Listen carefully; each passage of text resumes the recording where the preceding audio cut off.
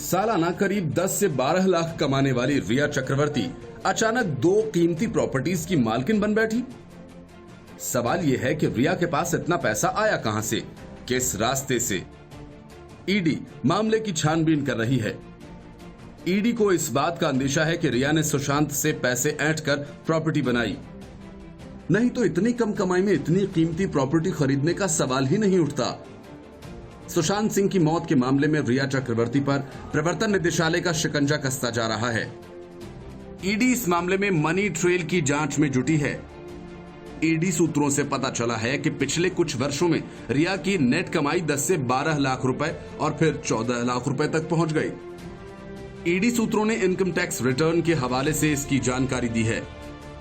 ED को पता चला है कि काफी कम कमाई के बावजूद रिया चक्रवर्ती ने मुंबई में 2 प्रॉपर्टीज खरीदी हैं।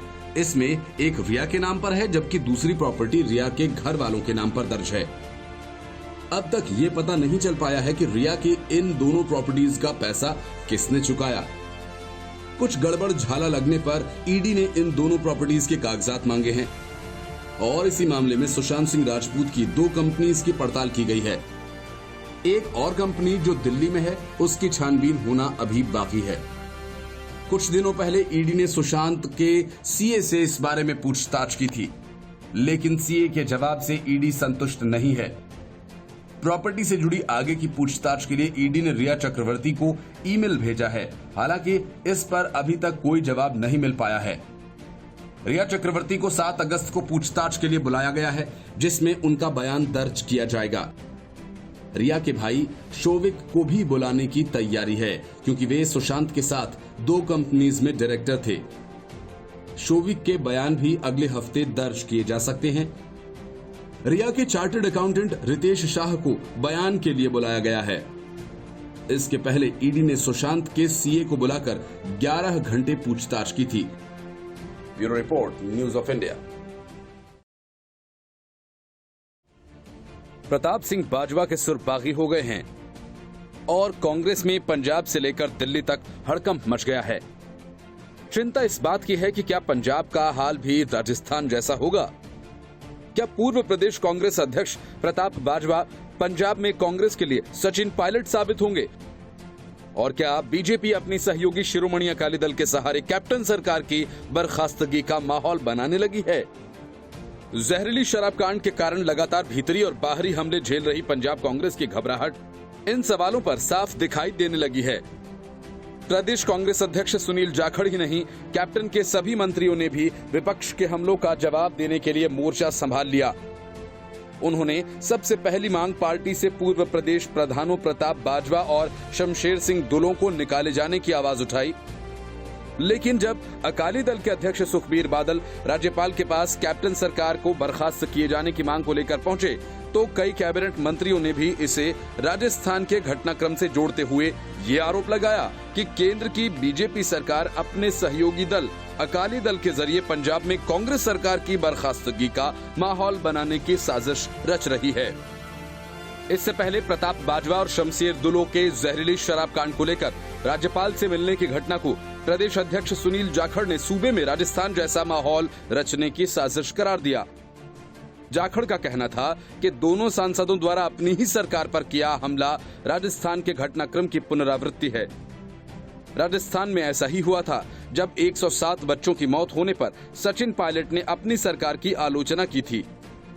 जाखड़ ने कहा कि अगर उस समय पायलट के खिलाफ कार्रवाई की गई होती तो कांग्रेस राजस्थान में पैदा हुई मौजूदा स्थिति से बच सकती थी। सुनील जाखड़ का सोनिया गांधी को लिखा पत्र भी हाई कमान तक पहुंच गया है और पंजाब में पार्टी ने सबसे पहली मुहिम बाजवा और दुलों के खिलाफ ही शुरू करते हुए कैबिनेट मंत्रियों का एक साझा बयान जारी करवाया। इसमें दोनों सांसदों को पार्टी से निकाले जाने की मांग की गई। हालांकि इस साझा बयान में किसी भी कैबिनेट मंत्री का नाम नहीं था, जिससे साफ हो गया है कि प्रदेश प्रधान किसी भी कीमत पर प्रताप बाजवा को पंजाब में सचिन पायलट नहीं बनते देखना चाहते। लेकिन इससे पहले कि ये साझा बयान असरदार साबित होता, सुखबीर बादल भी कैप्टन सरकार की बर्खास्तगी की मांग को लेकर राज्यपाल के पास पहुंच गए। इसके पहले कैप्टन अमरिंदर सिंह के खिलाफ मोर्चा खोले बैठे नवजोत सिंह सिद्धू की पत्नी नवजोत कौर सिद्धू के बीजेपी में वापसी करने की बात कहकर हड़कंप मचाए जाने के बाद मतलब साफ है कि एक तरफ बाजवा की बगावत और दूसरी तरफ सिद्धू कैप्टन के लिए मुश्किलें खड़ी कर रहे हैं। कांग्रेस का अब तक का सबसे कमजोर नेतृत्व इन मुश्किलों से कैसे निपट पाएगा, इसका अंदाजा लगाना आसान नहीं है। मतलब कि पंजाब में हालात और बिगड़ने वाले हैं। Bureau report, news of India. Uddhav Thackeray और अनिल देशमुख के लाख कोशिशों के बावजूद सीबीआई को सुशांत सिंह मामले की जांच से नहीं रोका जा सका। सीबीआई ने अब इस मामले में एफआईआर भी दर्ज कर ली है। वहीं इस मामले को लेकर राजनीतिक पार्टियों के नेताओं के बयान लगातार आ रहे हैं। अब बीजेपी नेता नीलेश राणे का कहना है कि मुंबई पुलिस आदित्य ठाकरे को बचा रही है। सीबीआई जांच के बाद सच सामने आ जाएगा। राणे ने कहा कि सुशांत मामले में सबूत छुपाने की कोशिश की जा रही है। मामले में आदित्य ठाकरे कहीं न कहीं शामिल हैं, इसलिए ये सब आदित्य को बचाने के लिए हो रहा है। 30 दिन से केस को ढकने का काम हो रहा है। जांच किस दिशा में हो रही है पता ही नहीं चल रहा। राज्य सरकार मुंबई पुलिस पर दबाव बना रही है। नीलेश ने आगे कहा, डीनो मौर्य, आदित्य ठाकरे ये सब अक्सर पार्टी करते थे। नीलेश के पिता नारायण राणे ने आरोप लगाया कि दिशा सालियान के घर पर पार्टी हुई थी जिसमें ये लोग भी मौजूद थे। वहीं फाउल प्ले में दिशा की मौत हो गई और इस पूरे मामले में आदित्य ठाकरे शामिल हैं। दिशा की मौत की जांच क्यों नहीं हुई? इन्होंने डिसाइड कर लिया कि उसने सुसाइड कर लिया है। राहुल कनाल नाम का आदमी आदित्य ठाकरे के लिए पार्टीज ऑर्गेनाइज करता है। पुलिस को ऐसे लोगों से पूछताछ करनी चाहिए। ये पुलिस के सामने टिक नहीं पाएंगे और सब बोल देंगे। नीलेश राणे के आरोपों पर शिवसेना नेता महेश तिवारी ने कहा कि वे इन आरोपों को खारिज करते हैं। उन्होंने कहा कि पुलिस स्वतंत्र होकर जांच कर रही है, उस पर कोई दबाव नहीं है।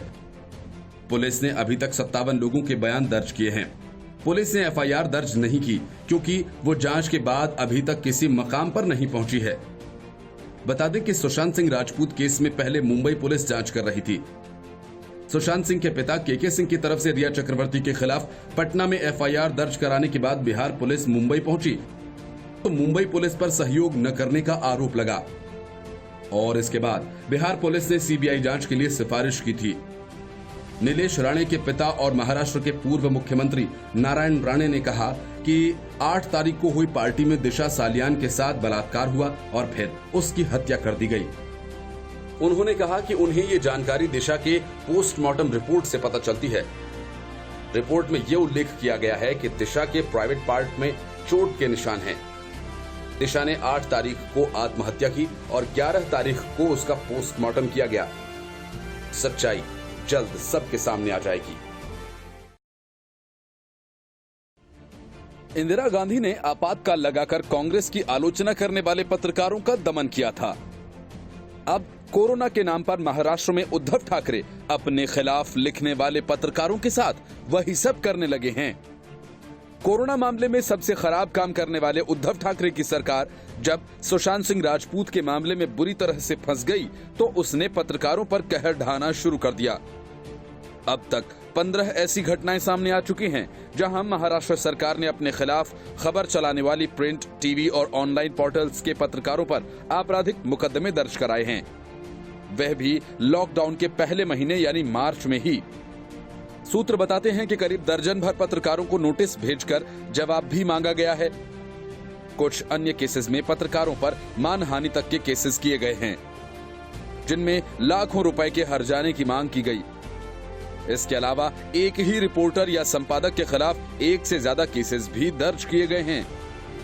इन सब मामलों में जो एक बात सामान्य रही वो ये कि सभी की रिपोर्ट्स राज्य में कोरोना के हालात पर थीं। रिपोर्ट्स का दावा है कि राज्य सरकार ने प्रशासन को पत्रकारों को निशाना बनाने के लिए खुली छूट दे रखी है।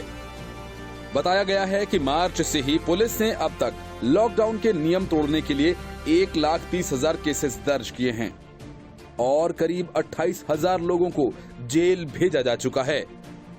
इसके बावजूद राज्य में संक्रमितों की संख्या अब 5 लाख के करीब पहुंच चुकी है, जबकि 16,792 लोगों की जान भी जा चुकी है। महाराष्ट्र सरकार ने राहुल कुलकर्णी को अप्रैल में एक रिपोर्ट लिखने के लिए गिरफ्तार कर लिया था। उनके साथ 11 अन्य रिपोर्टर्स को अरेस्ट किया गया। सभी पर प्रवासी मजदूरों के लिए की गई ट्रेन सेवा से जुड़ी एक अपुष्ट फुटेज चलाने का आरोप लगाया गया। इसमें यह दावा किया गया था कि बांद्रा रेलवे स्टेशन पर ट्रेन चलाए जाने की बात सुनकर 3000 मजदूर जुट गए। राहुल कुलकर्णी की यह सूचना दक्षिण मध्य रेलवे के अधिकारियों की चिट्ठी पर आधारित थी। हालांकि पुलिस ने उन पर अफवाह फैलाने का आरोप लगाते हुए आईपीसी की 5 अलग अलग धाराओं के साथ एपिडेमिक एक्ट की धारा 3 के तहत केस दर्ज किया था। और इसके अलावा दिव्य मराठी अखबार के औरंगाबाद एडिशन के उपसंपादक, रिपोर्टर और फोटोग्राफर पर भी 24 और 25 जून की रिपोर्ट्स के लिए केस हुआ था। इसमें अखबार ने प्रशासन की कमियों को उजागर किया था। हालांकि इस मामले के बाहर आने के बाद औरंगाबाद की पत्रकार एसोसिएशन ने विरोध दर्ज कराया और पूरे शहर में प्रदर्शन किया। करीब 108 रिपोर्टर्स ने डिस्ट्रिक्ट कमिश्नर के घर तक मार्च निकाला। अब राज्य के गृह विभाग ने इस मामले को फिर से देखने की बात कही है। राज्य में मई में ही TV9 मराठी चैनल के एक रिपोर्टर राहुल जोरी के खिलाफ भी केस दर्ज हो चुका है। बताया जाता है कि इस रिपोर्टर ने महाराष्ट्र में रिलीफ कैंप के नाम पर चल रही अनियमितताओं का खुलासा किया था। रिपोर्टर के खुलासे के मुताबिक धुले शिरपुर तालुका में पड़ने वाले हदाखेड़ गांव में एक राहत कैंप सिर्फ कागजों पर ही था, जबकि असल में इसका अस्तित्व ही नहीं था। इस पर गांव के तहसीलदार आबा महाजन ने जोरी के खिलाफ पुलिस में शिकायत दर्ज कराई थी। राहुल गांधी की चुनावी रैलियों में तो दर्जनों बार मोदी मोदी के नारे लग चुके हैं। हर बार कांग्रेस की तरफ से एक ही जवाब आता था कि ये सब बीजेपी के लोगों की शरारत है। खैर, अब तो जमाना वर्चुअल रैलियों का है। इसमें वही लोग शामिल होते हैं जिन्हें बुलाया जाता है। इसलिए ऐसी किसी रैली में तो सवाल ही नहीं उठता कि कोई गड़बड़ हो। इसलिए राहुल गांधी भी बिहार चुनाव की तैयारियों के लिए वर्चुअल रैली कर रहे हैं। लेकिन यहां भी गड़बड़ हो गई। जिस कोरोना को लेकर राहुल गांधी और प्रियंका वाड्रा पहले दिन से ही मोदी सरकार को, योगी सरकार को घेर रहे थे, हमलावर थे, राहुल गांधी की रैली में अखिलेश सिंह ने उन्हीं की तारीफ के कसीदे पढ़ दिए और राहुल गांधी सब सुनते रह गए। बिहार में बीजेपी ने जोर शोर से वर्चुअल रैली की थी। वहीं राहुल गांधी की रैली काफी शांत ढंग से हुई। जहां एक तरफ राहुल की इस रैली से पार्टी कार्यकर्ता उत्साहित थे, वहीं बड़े नेताओं में इस रैली को लेकर कोई खास प्रभाव नहीं दिखा। राहुल ने इससे पहले पार्टी की मीटिंग में कहा था कि गठबंधन को लेकर 31 जुलाई तक बातचीत पूरी हो जानी चाहिए, लेकिन अब तक इस सिलसिले में दोनों पार्टियों के बीच बैठक नहीं हुई है। इसे लेकर राहुल गांधी ने एक बार फिर बिहार के प्रभारी शक्ति सिंह गोहिल को सीट बंटवारे को लेकर निर्देश दिए। कांग्रेस की इस रैली में सबसे मजेदार वाकया उस वक्त सामने आया जब राहुल देश में कोरोना पर चर्चा कर रहे थे और इस दौरान अचानक ही कांग्रेस के राज्यसभा सांसद अखिलेश सिंह ने उत्तर प्रदेश के मुख्यमंत्री योगी आदित्यनाथ और दिल्ली के सीएम अरविंद केजरीवाल के कोरोना महामारी से लड़ने के प्रयासों की तारीफ की। हालांकि अखिलेश बाद में बिहार सरकार पर महामारी से निपटने के लिए ठीक से प्रबंध न होने का आरोप लगाते नजर आए। बिहार में फिलहाल कोरोना के 68,000 से ज्यादा केसेस हैं। वहीं 388 लोगों की जान इस कोरोना वायरस की वजह से जा चुकी है। साल के अंत तक राज्य में विधानसभा चुनाव भी होने हैं, पर जहां बीजेपी और जेडीयू के बीच सीट बंटवारे को लेकर स्थिति कुछ साफ हुई है, वहीं कांग्रेस और आरजेडी के बीच अब तक इस मुद्दे पर कोई चर्चा नहीं हुई। मोदी सरकार ने जम्मू कश्मीर में मास्टर स्ट्रोक चलकर सबको चौंका दिया। मनोज सिन्हा के जम्मू कश्मीर का राज्यपाल बनाने से घाटी की सियासत में हड़कंप मच गया। उनके राज्यपाल बनने से सबसे ज्यादा बेचैनी अब्दुल्ला परिवार को हुई। नेशनल कॉन्फ्रेंस के नेता उमर अब्दुल्ला ने कहा कि जम्मू कश्मीर के उपराज्यपाल गिरीश चंद्र मुर्मू और पूर्ववर्ती राज्य के अंतिम राज्यपाल के इस्तीफे में अजीब संयोग है। दोनों को राजभवन से तब हटाया गया जब उन्हें इसकी बिल्कुल भी उम्मीद नहीं थी। मुर्मू ने बुधवार की रात जम्मू कश्मीर के उपराज्यपाल पद से अचानक इस्तीफा दे दिया था और इसके बाद उत्तर प्रदेश से ताल्लुक रखने वाले वरिष्ठ बीजेपी नेता मनोज सिन्हा को बृहस्पतिवार को केंद्र शासित प्रदेश का नया उपराज्यपाल नियुक्त कर दिया गया। सिन्हा जम्मू कश्मीर के उपराज्यपाल बनने वाले पहले राजनीतिक व्यक्ति हैं। उमर अब्दुल्ला ने ट्वीट किया और कहा कि अजीब संयोग है कि दोनों जम्मू कश्मीर राज्य के अंतिम राज्यपाल और जम्मू कश्मीर केंद्र शासित प्रदेश के पहले उपराज्यपाल को तब हटाया गया जब उन्हें इसकी बिल्कुल भी उम्मीद नहीं थी। जब उन्हें सामान पैक करने और अनौपचारिक ढंग से रवाना होने का ऑर्डर मिला तो उस समय उनकी कई बैठकें निर्धारित थीं। उन्होंने कहा कि केंद्र की वर्तमान सरकार उम्मीदों के विपरीत कोई भी आश्चर्यजनक कदम उठा सकती है। पूर्व मुख्यमंत्री ने कहा कि बीती रात एक या दो नाम के जिनकी लोग चर्चा कर रहे थे और ये नाम उनमें नहीं था। आप हमेशा इस सरकार पर यह विश्वास कर सकते हो कि ये पूर्व में सूत्रों द्वारा गढ़े गए नाम के विपरीत अप्रत्याशित ढंग से कोई भी नाम उछाल सकती है। इसके पहले केंद्र ने राजनेता सत्यपाल मलिक को पिछले साल जम्मू कश्मीर को 2 केंद्र शासित प्रदेशों जम्मू कश्मीर और लद्दाख में विभाजित करने से पहले इस पूर्ववर्ती राज्य का राज्यपाल उन्हें नियुक्त किया था। कांग्रेस की तरफ से राहुल गांधी ने चीन के साथ समझौता किया था। बदले में चीन ने राजीव गांधी फाउंडेशन को मोटा चंदा दिया और यूपीए सरकार ने चीन के लिए देश का बाजार खोल दिया। अब जब यह मामला सुप्रीम कोर्ट में पहुंचा तो कोर्ट ने हैरानी जताते हुए कहा कि कैसे एक राजनीतिक पार्टी का किसी विदेशी सरकार के साथ समझौता हो सकता है, ये कानून में अनसुना है। कांग्रेस पार्टी और चीन की सत्ताधारी कम्युनिस्ट पार्टी ऑफ चाइना के बीच बीजिंग में 7 अगस्त 2008 को हुए समझौते को लेकर दायर याचिका पर सुप्रीम कोर्ट ने विचार करने से इनकार कर दिया है और याचिकाकर्ता को पहले हाई कोर्ट जाने को कहा। याचिका में इस मामले की एनआईए या सीबीआई से जांच कराए जाने की मांग की गई थी। बीजेपी अध्यक्ष जेपी नड्डा ने सुप्रीम कोर्ट की कुछ टिप्पणियों के हवाले से कांग्रेस पर हमला बोला है। 2008 में कांग्रेस और कम्युनिस्ट पार्टी के बीच साइन हुए मेमोरेंडम ऑफ अंडरस्टैंडिंग को लेकर नड्डा ने ट्वीट किया कि इससे सुप्रीम कोर्ट तक हैरान है। बीजेपी अध्यक्ष जेपी नड्डा ने लिखा कि यहां तक कि सुप्रीम कोर्ट भी कांग्रेस और चीनी सरकार के बीच हुए समझौते से हैरान है। दस्तखत करने वाली श्रीमती गांधी और उनके बेटे को स्पष्टीकरण देना चाहिए। क्या इसकी वजह से राजीव गांधी फाउंडेशन को डोनेशन मिला और बदले में चीन के लिए भारतीय बाजार को खोला गया, जिससे भारतीय कारोबार प्रभावित हुआ? याचिकाकर्ता दिल्ली के वकील शशांक शेखर झा और गोवा से संचालित online news portal Goa Chronicle के संपादक सोवियो रॉड्रिग्स ने याचिका में कहा था कि ये एमओयू राष्ट्रीय सुरक्षा को लेकर चिंता पैदा करता है और यूएपीए कानून के तहत एनआईए या सीबीआई को इसकी जांच करनी चाहिए। वरिष्ठ वकील महेश जेठमलानी ने याचिकाकर्ताओं की ओर से पेश होते हुए कहा, इस समझौते के तहत मकसद ठीक नहीं है, इस समझौते को सार्वजनिक किया जाए। उन्होंने याचिका में बदलाव की भी अनुमति मांगी। कोर्ट ने याचिकाकर्ता से पूछा कि वे पहले हाई कोर्ट क्यों नहीं गए। जेठमलानी ने उत्तर दिया, ये केस राष्ट्रीय सुरक्षा से जुड़ा हुआ है। लेकिन बेंच ने कहा कि ये याचिका को हाई कोर्ट में दाखिल करने से नहीं रोकता है। मामले में कांग्रेस पार्टी के साथ सोनिया और राहुल गांधी को भी पक्षकार बनाया गया है।